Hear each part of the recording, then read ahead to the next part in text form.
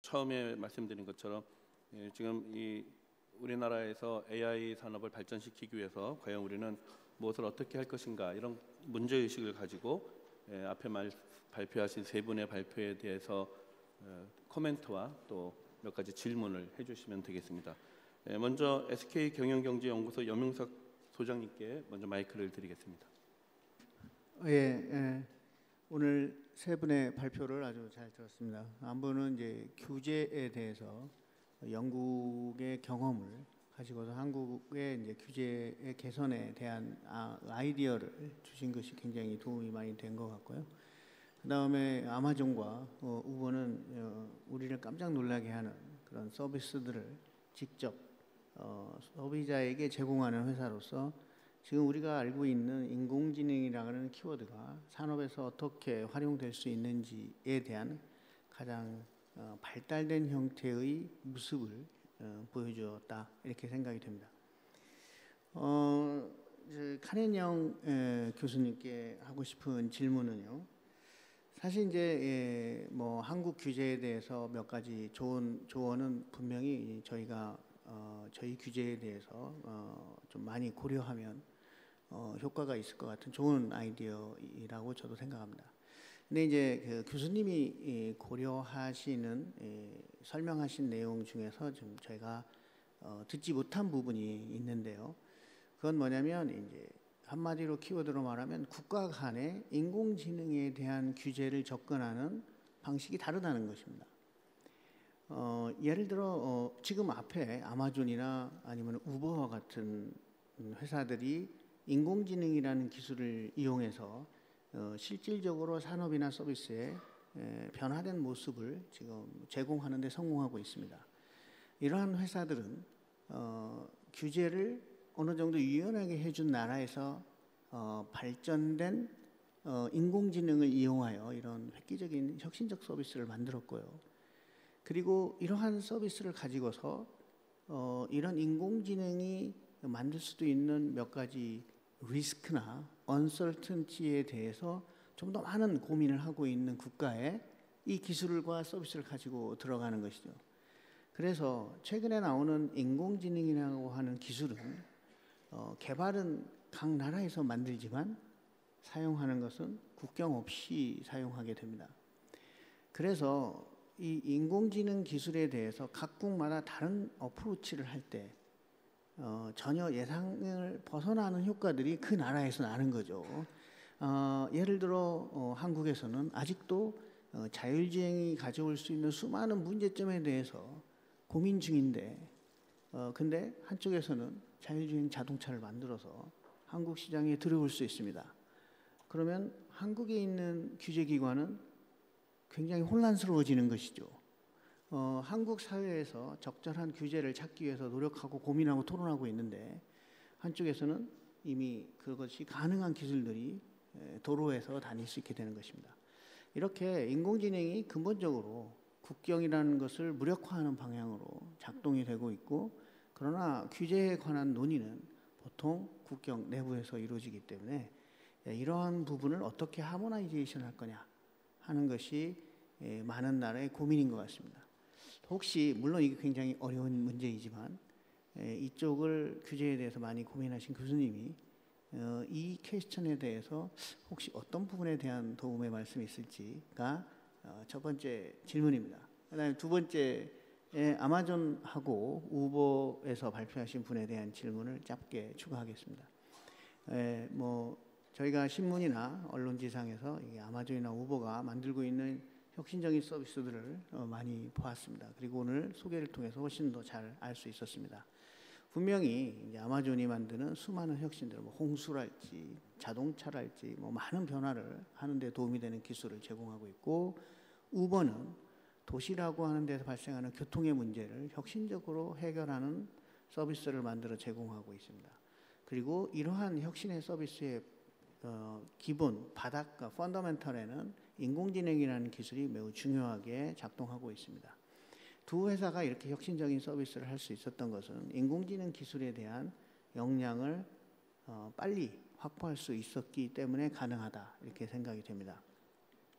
이러한 인공지능 기술은 우리가 보는 바와 같이 아마존과 우버가 보여준 것처럼 인간의 생활 속에 들어와서 사람과 기술이 공존하면서 더 편리한 서비스를 만들기 위한 그것들이 많이 새롭게 출현하는 것이 가능하게 만드는 것이죠. 이 두 회사에서 바로 이 분야의 개척자로서 인공지능이라는 기술을 이렇게 다른 회사보다 더 빨리 만들 수 있은 비결에는 많은 게 있을 텐데 한국은 그런 부분에 대한 고민을 많이 하고 있습니다. 한국의 기술자나 아니면 이쪽에 개발을 하고자 하는 분들에게 먼저 리더, 이 테크놀로지 리더로서의 두 회사에 계신 분들이 어떤 부분에 좀 더 포커스를 하면 인공지능에 대한 기술을 좀 더 빠르게 확보하면 더 좋은 서비스를 만들 수 있을지에 대한 아이디어가 있으시면 한마디 해주시기 바랍니다. 예, 이상입니다. 예, 감사합니다. 세 분에 각각 한 가지씩 질문을 하셨습니다. 뒤에 우버와 아마존에 대해서는 이제 같은 질문에 대해서 각각 하신 것 같고요. 두 분, 우리 한국 토론자분 모두 말씀을 다 들은 다음에 그 다음에 답변을 드릴 시간을 드리도록 하겠습니다. 그럼 다음으로 서울대학교 윤성로 교수님의 의견을 청해 듣도록 하겠습니다. 예, 오늘 세 분 발표자 그 발표 내용 아주 잘 들었습니다. 지금 저희가 한국이 처한 어떤 그 어려움이랄까 기회랄까 이런 상황에서 굉장히 적절한 조언들을 해주실 분으로 생각이 됩니다. 저 같은 경우에는 이제 어떻게 비유하자면 매일매일 이제 AI에 대한 기술을 개발하고 학생들을 교육하고 비유를 하자면 이제 전쟁터에서 총 들고 이렇게 싸우는 역할을 하는 사람인데 지금 실탄이 없습니다. 조금 더 말씀을 드리면 전통적인 방식의 어떤 그 노하우나 뭐 비밀 이런 걸 생각해 보시면 뭐 요리나 이런 걸 생각해 보시면 유명한 요리사가 나와서 요리를 하는 걸 보여주는데 이제 재료를 이렇게 보여줍니다. 하지만 결정적인 순간에서 이제 뒷방으로 들어가죠. 비밀 레시피가 있으니 이건 보면 안 된다. 근데 지금 AI에서 일어나고 있는 상황은 어떠냐면 여기 레시피가 있다. 가지고 가서 마음대로 해봐라. 논문을 써도 공개하고 소스 코드도 공개하고 다 공개한다. 근데 결정적으로 이 요리를 만들 수 있는 재료가 없는 그런 상황입니다. 그러니까 전하고 비슷한 점이 있지만 패러다임이 많이 바뀌었고요. 그리고 더더욱 이제 영미권과 우리나라를 비교해 보면 요즘 AI가 데이터 기반의 AI라서 데이터가 이제 없이는 제대로 된 알고리즘이나 제대로 된 서비스 같은 게 이루어질 수가 없거든요. 그래서 영미권과 비교했을 때 안 그래도 이제 한국어로 된 데이터나 아니면 어떤 그 한국 사회에서 생성되고 있는 데이터의 양이 턱없이 부족한데 거기에 또 한 가지 이제 발목을 잡는 게 있으니 이제 레귤레이션이 되겠습니다. 그래서 이노베이션과 레귤레이션의 어떤 그런 컨플릭 같은 게 있고요. 하지만 연구자 입장에서 볼 때 굉장히 뭐 아직은 긍정적으로 봅니다. 예를 들면 뭐 아주 유명한 예제지만 자동차가 나오기 전에는 도로교통법이 없었죠. 하지만 자동차라는 이제 물건이 나오면서 법제가 생기고 여러 가지 사회적인 제도들이 보완되기 시작했습니다. 그래서 같은 트렌드와 같은 현상, 뭐 같은 현상이 이제 우리 사회에도 이루어질 걸로 보고요. 그런 면에서는 긍정적으로 봅니다만 이제 제가 아까 말씀드린 그 두 가지 걱정. 안 그래도 데이터가 적은데 레귤레이션이 굉장히 강한 그런 현실입니다. 그래서 총을 쏴야 되는데 지금 총은 있는데 이 실탄이 없는 그런 연구자로서 굉장히 애로사항이 있고요. 그래서 그런 맥락에서 그 세 분 연자분들께 제가 드리고 싶은 질문은 이제 이렇습니다.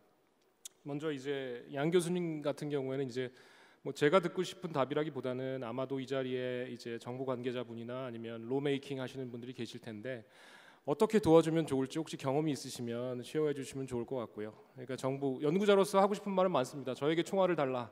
하지만 총알을 내줄 수가 없는 그런 상황도 이해를 하고요. 예. 그렇기 때문에 혹시 경험이 있으시면 정부나 아니면 로메이커들의 어떤 그런 도움 이런 것들을 줄 수 있는 방안이 있는지 좀 코멘트를 해주시면 좋을 것 같고요. 그다음에 아마존 같은 경우는 이제 저희가 부족한 실탄을 극복할 수 있는 방법이 이제 뭐 옆집 가서 빌려오는 건데 이제 어떻게 보면 글로벌 시대에 이제 그 오픈돼서 어떤 이노베이션을 이제 만들어 가야겠죠. 그런 면에서 이제 아마존이 굉장히 좋은 산학협력 모델을 가지고 있는 걸로 제가 알고 있는데 그거에 대해서 혹시 좀 소개를 해주실 수 있는지 궁금하고요. 그리고 우버 같은 경우에 이제 그 여러 가지 레귤레이션의 그런 직접적인 어떻게 보면 뭐 당사자이기도 할 것 같습니다. 예를 들면 런던의 최근 사례나 아니면 서울이나 바르셀로나처럼 이렇게 우버 서비스가 활성화되어 있지 않은 그런 도시들의 어려움을 이제 겪으시고 계실 텐데요.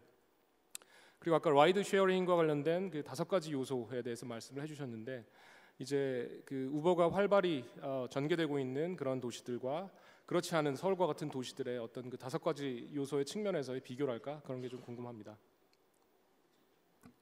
예, 감사합니다. 윤 교수님께서는 각각 3분 발표자에게 하나씩 서로 다른 질문을 제기하셨습니다. 제가 아까 발표한 순서대로 제일 먼저 우리 카렌 영 교수님, 그다음에 무어 대표님, 그다음에 가석기 총괄이사님 이 순서대로 답변하실 기회를 드리겠습니다. 각각 한 분당 3분에서 맥시멈 5분 이내로 답하실 수 있습니다.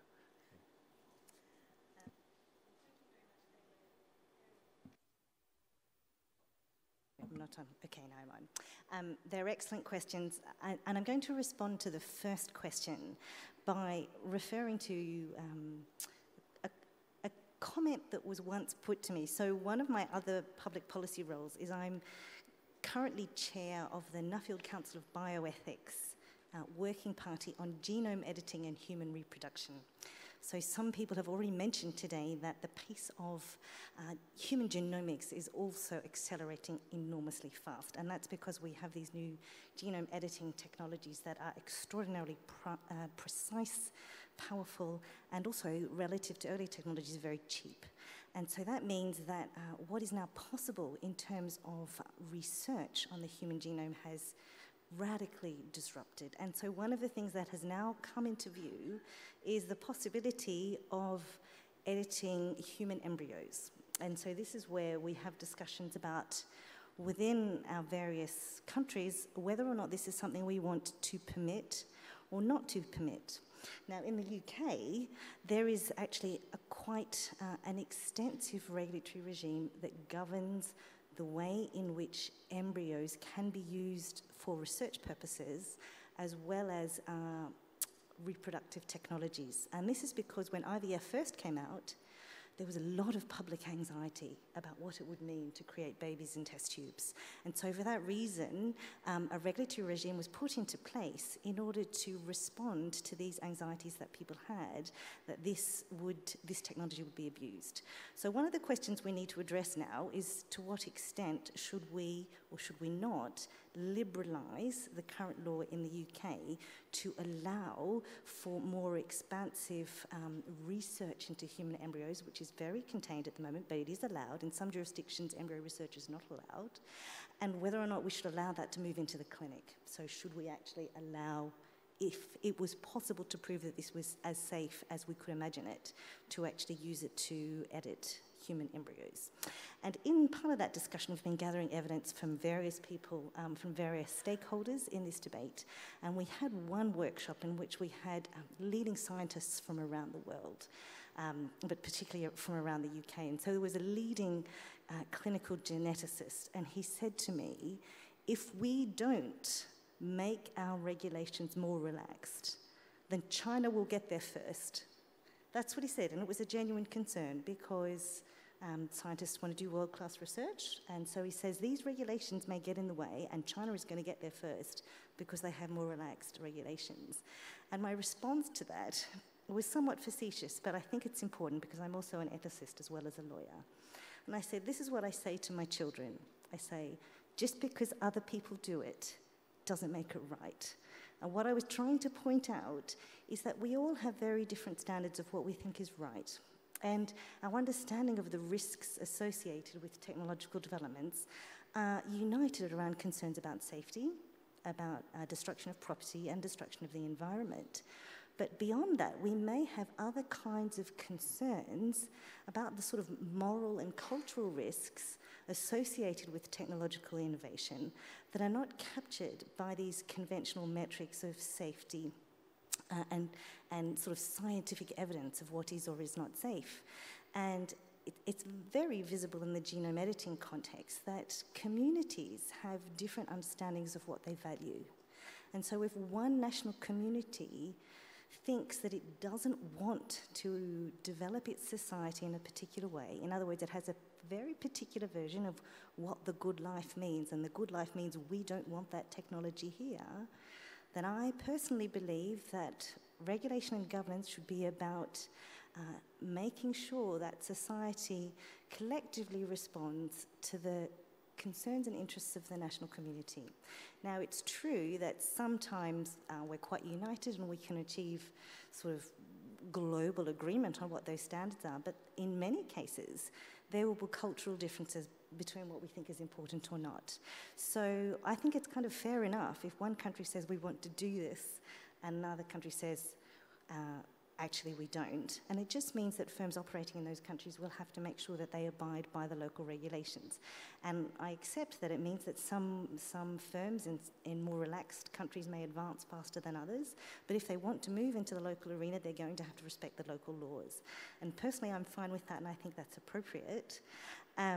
It does mean, however, that when it's difficult for global firms because then they have to meet different local standards, but that happens all the time. So, for example, in Europe, we have very demanding data protection standards, and Google has to respect them, and Google does its best to do that, and it's subject to a lot more investigation than it is in the US.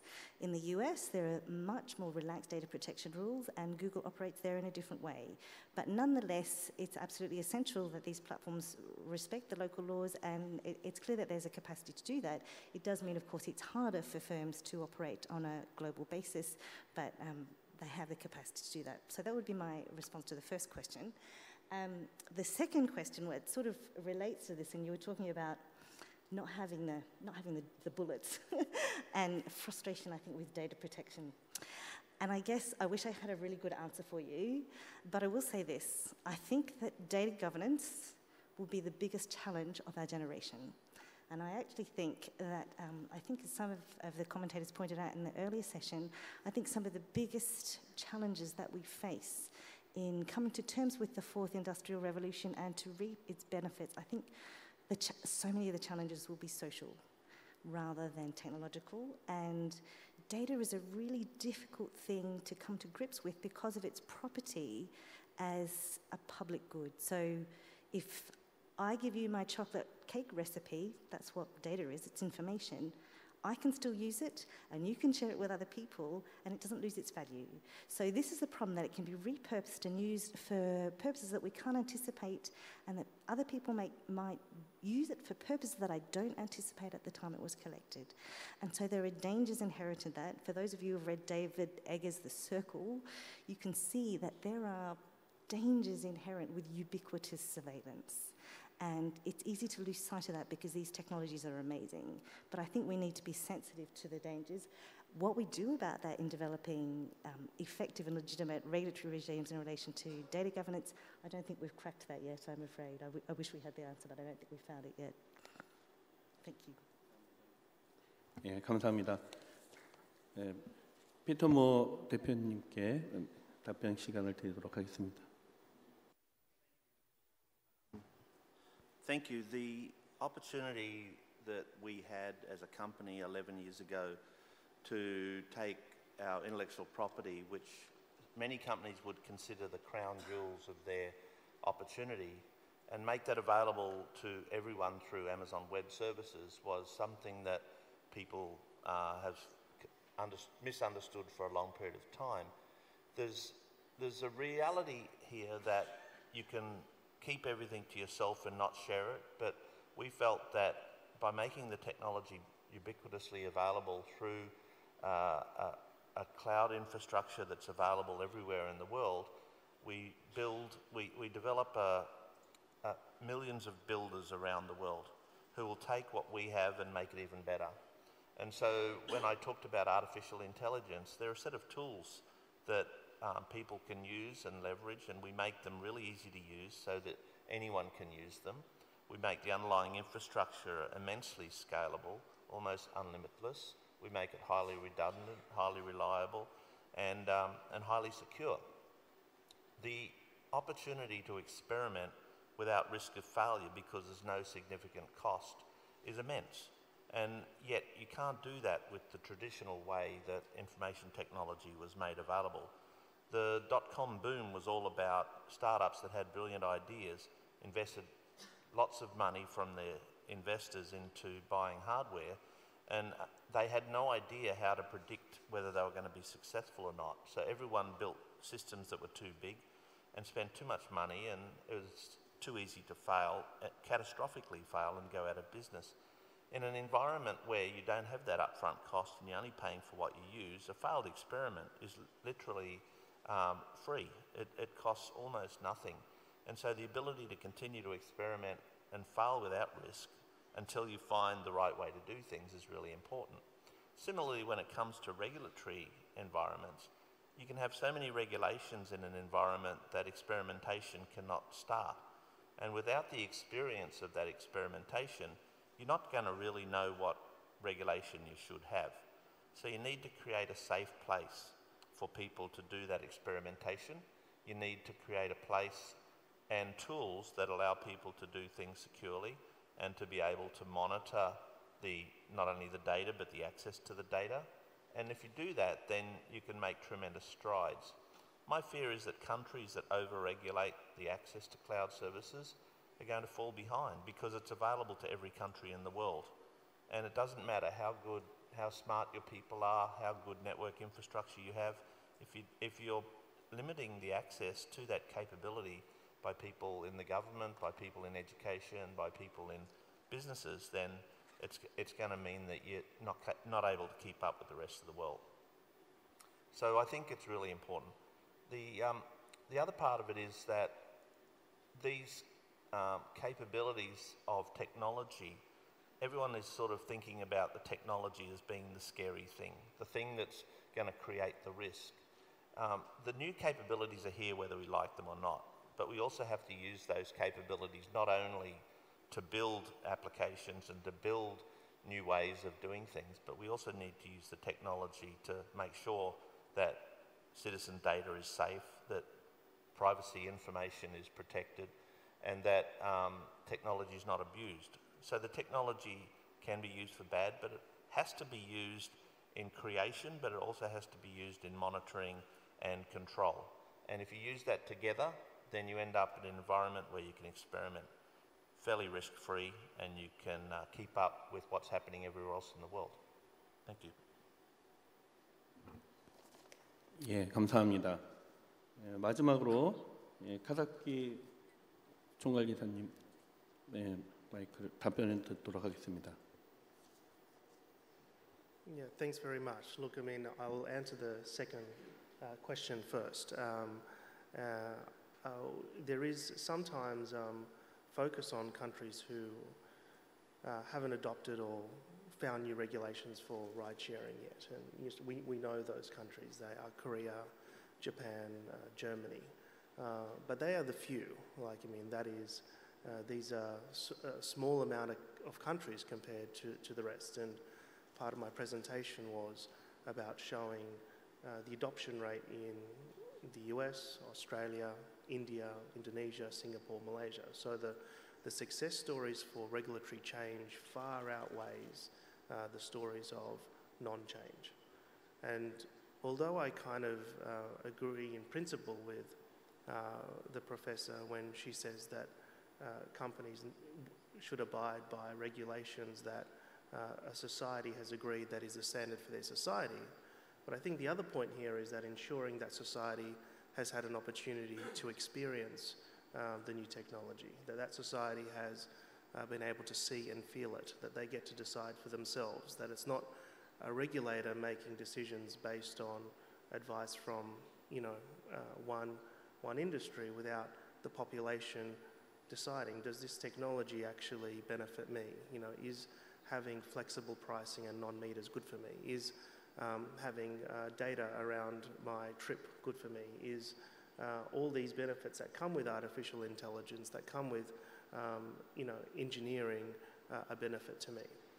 And what's interesting, I think of Singapore, and I use Singapore as an example a lot because it's in the region and it's a similar kind of standard of living to somewhere like Seoul.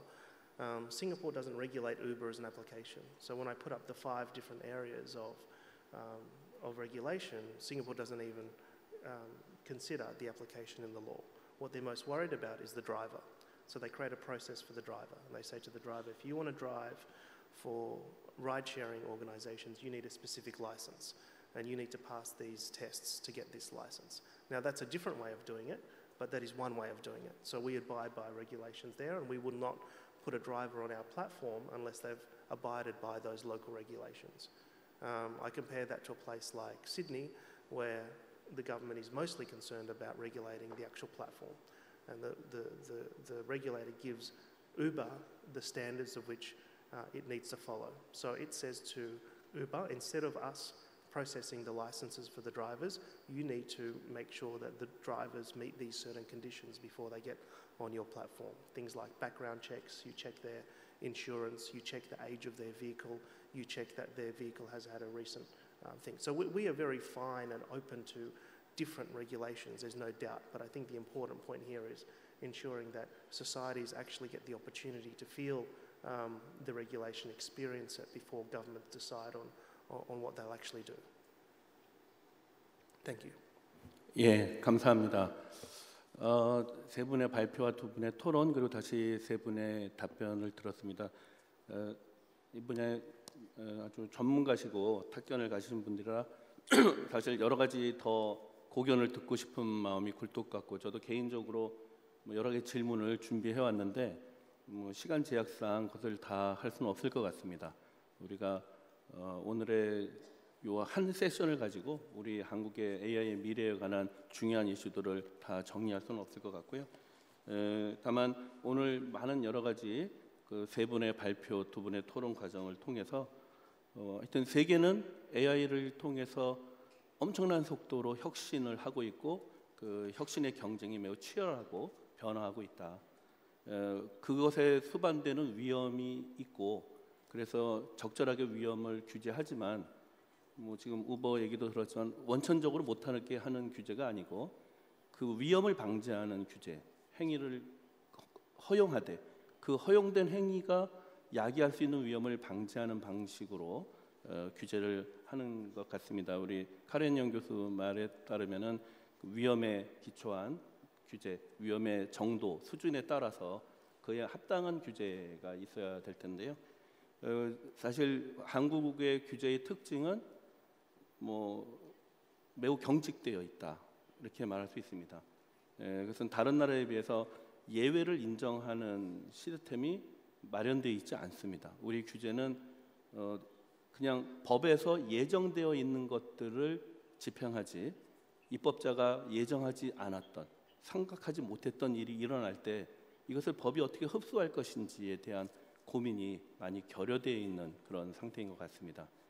그래서 거기에는 신뢰 문제도 있는 것 같고요. 그동안에 우리가 규제를 집행하는 과정에서 적절하게 그 위험이 통제되지 못해서 생겼던 어떤 부작용에 대한 나쁜 기억들 이런 것들이 있기도 하고 그래서 우리가 이제 앞으로 조금씩 발전을 해 나가야 될 것이고 특히 AI와 관련된 것은 우리 윤성로 교수님 말씀하셨지만 AI의 핵심은 데이터인 것 같습니다. 우리가 AI라고 하는 것은 결국 컴퓨팅 파워랑 알고리즘 그리고 데이터 이 세 개로 구성되어 있다고 볼 수 있는데 컴퓨팅 파워나 알고리즘은 어떤 식으로든 해결이 될 수 있고 결국은 데이터를 가지고 누가 데이터를 장악하느냐에 따라서 AI의 능력을 키우느냐 저는 그렇게 비유를 합니다. 이 머리가 좋은 사람한테 IQ가 140인데 책을 하나도 못 읽게 하고 그 학생한테 어떤 행동을 기다릴 수 있을 것이냐.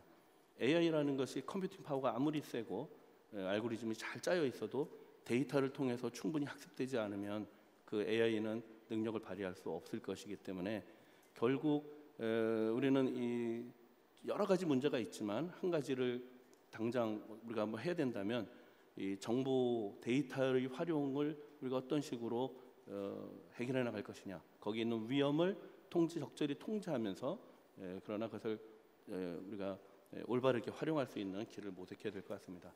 그래서 너무 큰 일을 하려기보다는 저는 개인정보보호법의 틀을 그냥 놔두고 정말로 필요한 것부터 하나씩 검증하면서 예외적인 어떤 허용 기준들을 만들어서 우리가 빅데이터를 적극적으로 활용할 수 있는 그런 뭔가 특별한 그 입법적인 조치나 규제 정책의 변화 이런 것들이 있어야 되지 않겠느냐 이런 생각이 듭니다. 오랜 시간 이렇게 발표해 주신 우리 발표자 세 분 그리고 두 분 패널 토론자분들 그리고 자리에 함께해 주신 청중 여러분께 감사를 드리고요. 이걸 통해서 우리 AI 산업 발전에 앞으로 우리가 해결해 나가는 그런 어떤 출발점이 될 수 있기를 기원합니다. 감사합니다.